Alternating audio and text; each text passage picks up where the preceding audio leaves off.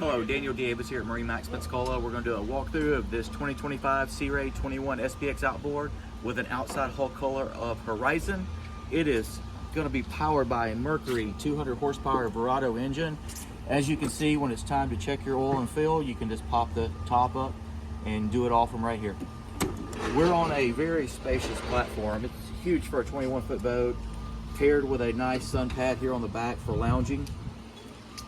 This is a nice feature of the walkthrough, so you don't have to come over the seats. And when you're inside the boat, just look at all this room in the cockpit. You've got L-shaped seating. You've got a port side adjustable lounger. Over here on the starboard side, you've got a very comfortable helm seat with armrest and a flip-up bolster.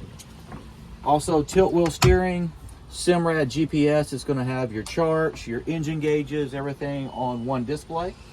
Digital throttle and shift, point, push, and start. Very simple.